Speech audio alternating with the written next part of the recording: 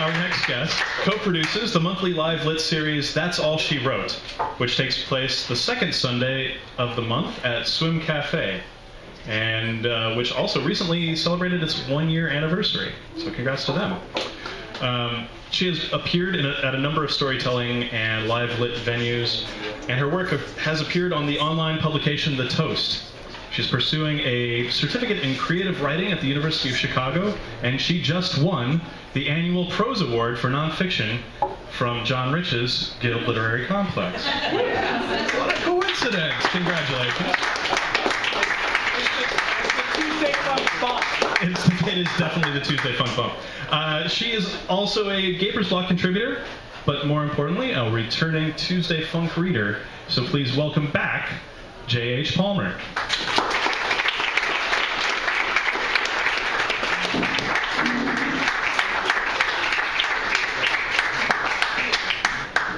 You get that, I'll get this. Okay.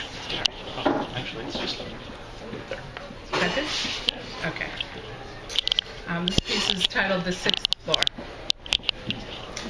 Even the name of the institution is ominous. The Sixth Floor Museum. So named because Lee Harvey Oswald picked off the president from the 6th floor of the Texas School Book Depository.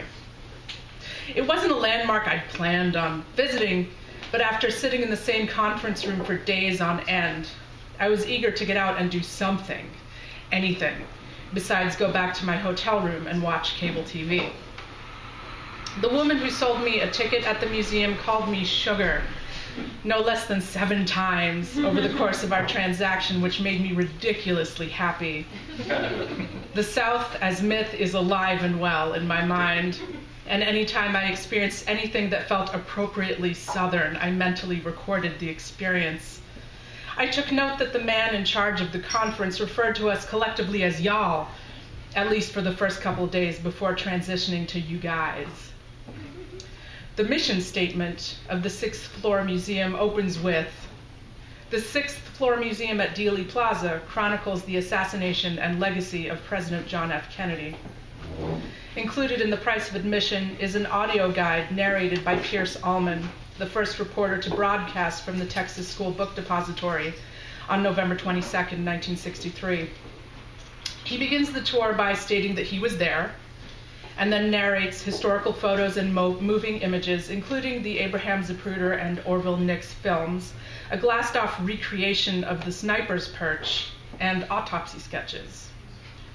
At one point, Allman tells the listener to look out the window at Dealey Plaza. Imagine aiming a loaded rifle at the spots on the street below that had been marked with white print-painted X's, and having the marksmanship to hit the moving target. There's a guest book at the end of the tour where patrons can record their reactions. It lay open to a page where someone had written in all caps, "Oswald acted alone." Underneath, someone else had written, "America has never been the same." And next to that, underlined, "Optimism died."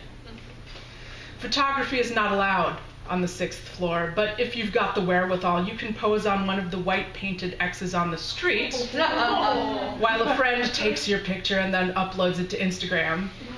And there's a bearded, bespectacled man, unaffiliated with the museum, who sits on a folding chair at Dealey Plaza and implores passersby to look at his materials displayed on an easel and a TV tray and listen to conspiracy theories.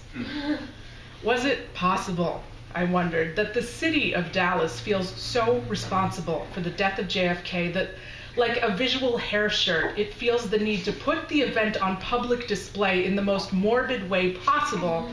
And if so, why did it seem to venerate the assassin almost as much as the victim? There have been other notable assassinations in our nation's history. You can go to Memphis and see the room at the Lorraine Motel where MLK was shot, but there's no recreated sniper's nest across the street where you can listen to an audio narration directing you to imagine yourself as James Earl Ray lining the man up in your crosshairs. Was I simply reacting as a snobby, liberal, gun-hating northerner? Earlier in the week, I'd noted a sign posted at every entrance of the building where I was working that read in all caps, "Possession of weapons is prohibited. Posesión de armas es prohibido." As an expat kid in the 70s, nothing said America to me more than Texas. I misunderstood my mother's explanation of the American state. There are cattle in Texas, she told me, as we drove home from the international school in our Fiat station wagon. And oil. There are great big oil fields with rigs. We lived in a semi-rural area of Switzerland, and our next-door neighbors were dairy farmers, so I had close-up experience with cattle, but I didn't know what an oil rig was. We drove past a transmission tower, and I imagined that was what an oil rig looked like. I pictured a cow standing underneath the tower, munching on a square of grass contained in its footprint, and this became my go-to representation of Texas. There is nothing more powerful than living away from the country of your birth, to distill the essence of the place into your consciousness. Here's what I knew about America in 1978. There was candy. Lots of it. I knew this for a fact, because the previous year, my Uncle Stuart sent us a care package from Maine filled with Razzles, candy corn, Mike and Ike's, Gobstoppers, Bubble Yum, Pop Rocks, Reese's Peanut Butter Cups, Hershey's Kisses, and Tootsie Rolls. The fact that my Uncle Stuart was a dentist didn't strike me as ironic until years later. Every summer, we'd visit my grandparents in Michigan, where my cousins introduced me to the wonders of Pop-Tarts and Lucky Charms for breakfast. And on Saturday mornings, I absorbed the wonders of Fat Albert, Woody Woodpecker, and Bugs Bunny. If I knew nothing else about the land of my birth, I knew that it was sweet, brightly colored, and a fat kid named Albert lived there. Along with candy, my understanding of what it meant to be American came in the form of pop music and movies. I'd seen Superman and Star Wars in the theater, in the original English, but the American films that aired on Télévision Suisse Romande were dubbed in French. Years later, it startled me to hear John Wayne and Clint Eastwood in their original voices. Westerns were very popular among my age group. Every year at Halloween, my mother drove me and a couple other kids to the other American expat households that knew what the fuck Halloween was. And the cowboy was the go-to costume for boys. To say that the American cowboy represented the United States to me is an understatement. With his cavalier can-do attitude, his rugged individualism, and his perpetual 5 o'clock shadow, he projected the spirit and attitude of America in a way that no other cultural or political export could. More than Mickey Mouse, more than Keith Partridge, more than even Jimmy Carter. I loved the way a movie cowboy always tipped his hat slightly when greeting a lady and said, "Ma'am." The way he could sleep leaning back in a stool, hat pulled down over his face, boots propped up on a fence, the way he never took any shit in a bar, breaking bottles over the heads of anyone who dared cross him. There was no horse too wild to be broken, no drought too severe to live through, and no black-hatted scoundrel wily enough to escape the deadly force of an American cowboy. When my mother told me that we'd be moving back to the States the summer I turned 9, I was thrilled.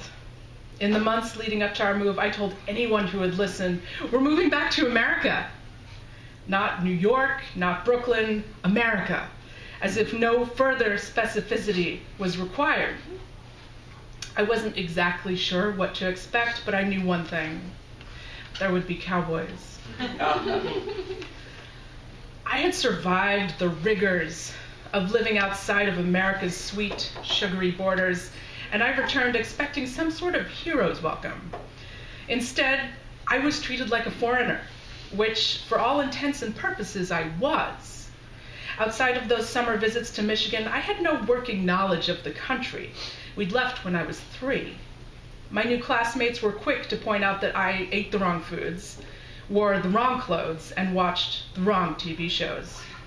I came to understand America as an outsider, learning its rituals one at a time. I learned the Pledge of Allegiance and the lyrics to the Star-Spangled Banner with the zeal of an immigrant. I absorbed the lessons of television advertising.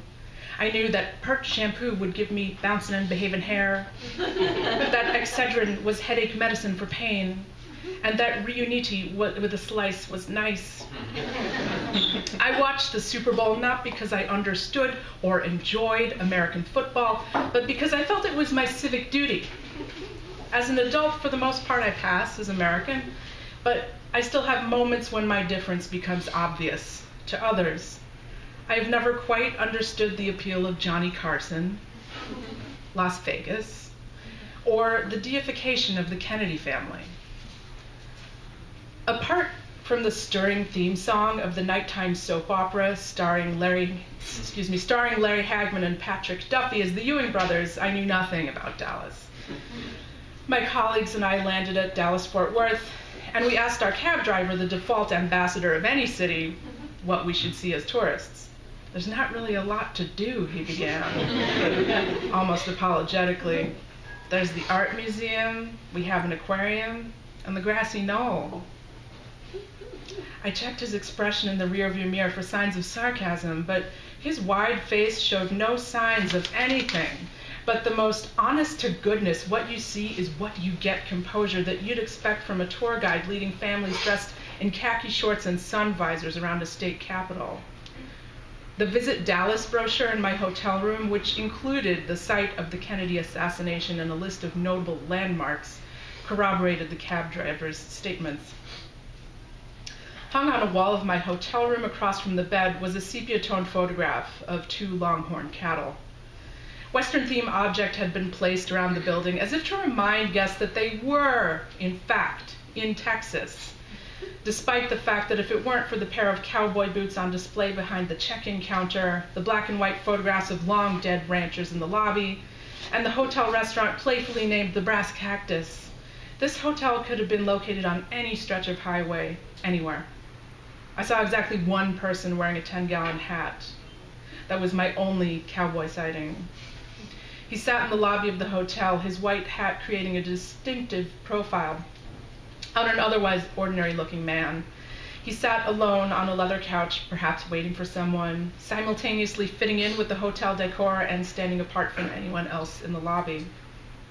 As for JFK, I've never been hugely into the Kennedys, but I understand the appeal from a sociological standpoint. They're an American dynasty that has been elevated to the strata of myth, and unlike some other notable American families like the Rockefellers and the Carnegies, have enough public service and tragedy woven into their history to dilute their aristocratic aura and make them accessible to the rest of the country. My family lives in Boston now, Kennedy country. I can't visit Cape Cod without closing in on Hyannisport, home of the Kennedy compound, and there is a litany of things in Boston named for the man. The John F. Kennedy Library, the John F. Kennedy School of Government, the John F. Kennedy Federal Building, and the John F. Kennedy Presidential Library and Museum, just to name a few. Boston venerates Kennedy by naming buildings after him.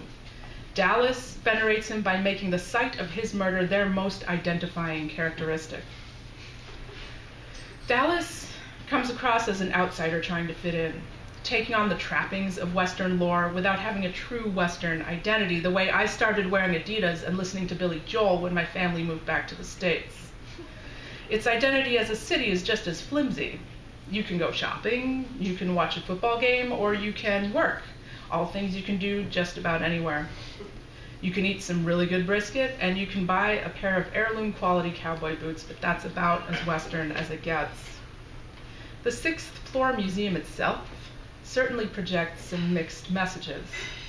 Included in the FAQ section of his website is, question, was the Kennedy family involved with the creation of the museum? Answer, no. However, much care has been given to creating a museum that is respectful of the subject matter. It has a gift shop that sells votive candle holders with JFK's likeness stamped on them, Christmas tree ornaments, and volumes detailing the history of the Kennedy administration and the assassination itself. This month marks 50 years since the assassination. The 6th floor museum website has a link to a calendar of events commemorating the event around Dallas. There's a play called Oswald, the Interrogation. Jack Ruby's lawyer will be speaking. And an organization that goes by the acronym COPA, the Committee on Political Assassinations, is convening in Dallas on November 22nd. Something for everyone. Amid all the postulating, theorizing, and analyzing, the only person I'm really curious about in all this commemoration is Caroline. Her parents and brother, all dead. She is the sole survivor of the particular unit of Kennedys that she comes from. On October 16th of this year, Caroline was confirmed as the U.S. ambassador to Japan. I wonder if she'll be in Japan on the day that Dallas and the rest of the world remember her father's murder. If I were her, that's where I'd want to be, half a world away, where the time change is drastic enough that I wouldn't have to deal with most of it, where I could walk down the street in relative anonymity, and the experience of this most morbid of golden anniversaries will be distilled into its essence in the way that only physical distance and being a stranger in a strange land can. Thank you.